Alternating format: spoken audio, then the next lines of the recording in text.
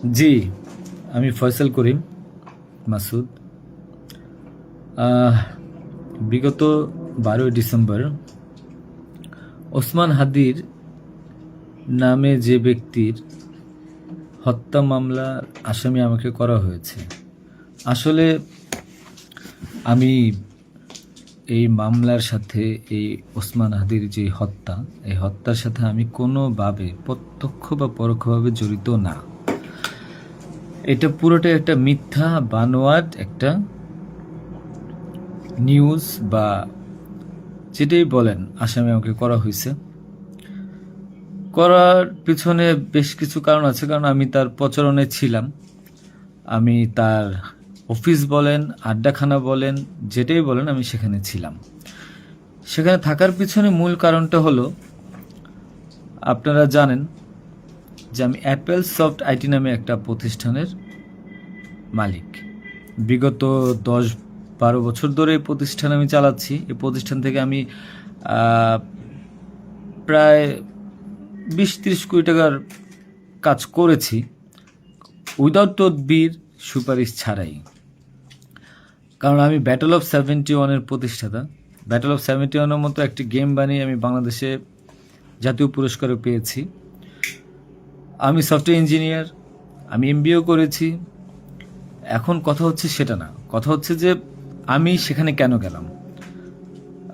সরকার পতনের পর আমার ব্যবসা প্রতিষ্ঠানে অনেক লস হয়, যেখানে আমি ঋণগ্রস্ত হয়ে যাই। তো আমি কিছু কাজ, নতুন কাজ, আইটির কাজ জমা দিয়েছি। তো আমি তাদেরকে জমা দেওয়ার পর আমি দেখলাম যে তদবির সুপারিশ এখন দরকার হবে, কারণ যেহেতু আমার ব্যক্তিগত প্রোফাইলে এখন কোনো কাজ হচ্ছে না। তো আমি ওসমান হাদির ওখানে যাই, তার সাথে কথা বলি। বলার পর সে আমাকে আশ্বস্ত করে বলে যে সে আমাকে কাজ পাইয়ে দিবে। এই বাবদ সে 5 লাখ টাকাও চায়। আমি 5 লাখ টাকা দিই তাকে। নগদ চেয়েছিল, আমি নগদই দিয়ে দিয়েছি। দেওয়ার পর সে আমাকে বললো, ভাই আপনি অ্যাজ এ ডোনার হিসাবে আপনি আমার যেই প্রোগ্রামগুলো হয় নির্বাচনী প্রচারণা, একটা অফিস দিয়েন, বা প্রচারণে মাঝে মধ্যে একটু ছেলে পেলেরে হাদিয়ে দিয়েন। তো সে হাদিয়েই বলে আসলে বেসিক্যালি। তো আমি এরপরে শুক্রবার আমাকে আসতে বলে, আমি প্রথম শুক্রবার তার সাথে যাই, প্রচারণা করি। সেই সুবাদে আমি আমার 2টা ছোটো ভাই নিয়ে গিয়েছিলাম, যারা এলাকার লোকাল। তো এখন তাদেরকে হয়তো আসামি করা হচ্ছে, আমি জানি না। তারা কিছুই জানে না, যেমন আমি জানি না, তারাও জানে না। তো তারপর তাকে আমি 5,000 টাকা দিই। তার সাথে যে ছেলেটা আছে জাবের, তাকে জিজ্ঞাসা করলে জানতে পারবেন, সবার সামনে আমি দিয়েছি, এবং হাদিয়া হিসেবে সে খুব হাসি মুখে এটা গ্রহণ করেছিল। তারপর ওই দিনের খাওয়া দাওয়া শেষ, প্রোগ্রাম শেষ, আমরা চলে আসি। এরপর আমি আমার ব্যক্তিগত কাজে, নানা কাজে ব্যস্ত ছিলাম। হাদি একদিন ফোন দিয়ে আমাকে বলে, ভাই 16ই ডিসেম্বর আসছে, আপনার সাথে কিছু কথা আছে, আপনি আসেন। তার হোয়াটসঅ্যাপ মেসেজটা চেক করে দেখলে জানতে পারবেন। আমি কিন্তু তার নেক্সট শুক্রবার দিন, মানে আমি বৃহস্পতিবার দিন আমি কিন্তু যাইনি। সে আমাকে ফোন দিয়ে নিয়েছিল যে আপনি আসেন, এসে আপনি দেখেন যে আপনার সাথে কিছু কথা আছে, আপনার কাজটার বিষয়ে কিছু কিছু কথা আছে, আর আমাদের 16ই ডিসেম্বর প্রোগ্রামে আপনি একটু হেল্প লাগবে। তো আমি যাই। সাথে আমার বেসিক্যালি আমি বাইক চালাতে পারি না, সেজন্য আমার যে বাইক, সেই বাইকের একজন চালক ছিল, ওটা আমার খুব ক্লোজ ছোট ভাই, আমার খুব স্নেহের, আলমগীর। এবং তাকে নিয়ে যাই সাথে করে। যাওয়ার পরে তার সাথে আমি, পতাকা হবে 35 ইঞ্চি, 40 ইঞ্চি, 18 ইঞ্চি, এগুলো জাবেরকে জিজ্ঞাসা করলে পাবেন, তার সাথে লোক, তাদের সবাই যারা ছিল ওই সিসি ক্যামেরা যাদেরকে যাচ্ছেন সবাইকে জিজ্ঞাসা করতে পারেন। এবং তাকে 250 গেঞ্জি বানিয়ে দিতে হবে, এই জন্য কত টাকা লাগবে ডিটেল। এবং ঘটনার দিন আমাকে সে রিকোয়েস্ট করে, আজকে যারাই যে আপনারা দেখছেন হাজার হাজার লোক, শত শত লোক, হাদির তো এত লোক ছিল না, কারণ সে আমাকে নিজেই রিকোয়েস্ট করেছিল যে ভাইয়া আপনি আমাকে 5-10টা পোলাপাইন দিয়েন, আর 16ই ডিসেম্বরে 50টা ছেলে পেলে দিয়েন, যেন আমার পতাকাটা ধরতে পারে, আমার প্রোগ্রামটা সাকসেস করে দিতে পারে। তো দেখেন, তো ওই জায়গায় আমি তাকে আশ্বস্ত করি, ঠিক আছে আমি চেষ্টা করব। তো পরের দিন আমি যাই। পরের দিন আর মাঝখানে একটা কথা বলি, আমার এর পরের দিনই দুবাই যাওয়ার কথা ছিল, যেহেতু আমার দুবাইয়ের মাল্টিপল গোল্ডেন ভিসা আছে। আমি এর আগেও দুবাই গিয়েছিলাম। তো আমার একটা কাজে দুবাইয়ের কিছু প্রোডাক্ট কেনার কথা ছিল। তো আমার টিকিটটা আমি ওই দিন ক্যান্সেল করাই, যেহেতু সে রিকোয়েস্ট করেছে, পিছায় দিই। তো সেই বাবদে যেহেতু 10টা বাজে প্রোগ্রাম, তো আমি ভোরবেলায় বের হই, আলমগীর আমার বাসায় ছিল। আর আমার ওয়াইফ, বাচ্চা যেহেতু নরসিংদীতে থাকে, 5ই আগস্টের পর তারা ওখানে সেটেল করে দিয়েছিলাম। তো থাকার পর সুবাদে আমি আমার বোনের বাসায় উঠেছিলাম। আমি কিন্তু অন্য কোথাও যাইনি, বোনের বাসায় উঠেছিলাম ওদিন রাতে। তো ওই বাইক নিয়ে যাই, যেহেতু বাইকটা আমি কিনেছি।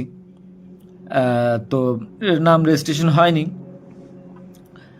তো আলমগীর বাইকটা চালায় আমাকে নিয়ে যায়। তো ভোরবেলা আমরা একটা উবার ডেকে আমরা একটা রিসোর্টে যাই, এটাও সত্য। ওই রিসোর্টে যে মেয়েটা ছিল, ওই মেয়েটা বেসিক্যালি আলমগীরের গার্লফ্রেন্ড। কারণ আলমগীর আমি দুবাই চলে যাওয়ার পর সে যেহেতু এলাকায় থাকতে পারছিল না, তার একটু বাইরে থাকতে হবে। তো মেয়েটা তার কাছে একটা হেল্প চায় বাসা ভাড়ার জন্য। তো আলমগীর তার গার্লফ্রেন্ডকে হেল্প করার জন্য বলে, ঠিক আছে তুমি আজকে দেখা করো, আজকে আমাদের অনেক কাজ, তোমার সাথে আমি পরে দেখা করতে পারবো না। তো আলমগীরের সাথে আমি যাই, যাওয়ার পর 8টা 9টার দিকে আমি আবার চলে আসি, কারণ আমার এই টিকিটটা ক্যান্সেল করতে হবে। আবার হাদির প্রোগ্রামে যেতে হবে, ছেলে পেলেও নিয়ে যেতে হবে। তো আমি প্রিপারেশন নিয়ে সকালবেলা চলে আসি। আসার পর এখানে যে মেয়েটার গার্লফ্রেন্ড বানানো, মিথ্যা বানোয়াট একটা প্রচারণা, মানে এর চেয়ে জঘন্য কোনো কিছু হইতে পারে না এই দেশে। মানে আমাকে আসামি করেছেন, ভালো কথা করেন, কিন্তু এইরকম মিথ্যা মানুষের কলঙ্ক দেওয়ার কোনো মানে নেই। সতরা জানেন ওই মেয়েটা গরিব একটা মেয়ে, মেয়েটাকে ফাঁসাচ্ছেন,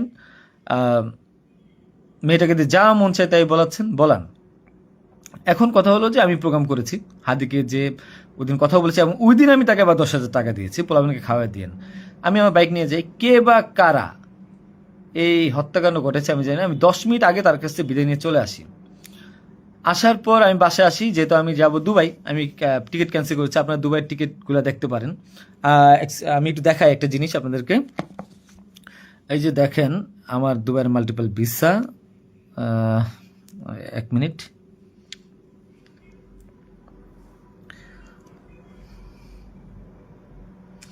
এই যে দেখেন আমার দুবাইয়ের মাল্টিপল ভিসা। হ্যাঁ, ওকে। আমি এখান থেকে ক্যামেরা যেহেতু দেখা যায় না, আমি এখান থেকে দেখাই। এই যে দুবাইয়ের মাল্টিপল ভিসা আমার স্পষ্ট আছে, দেখেন।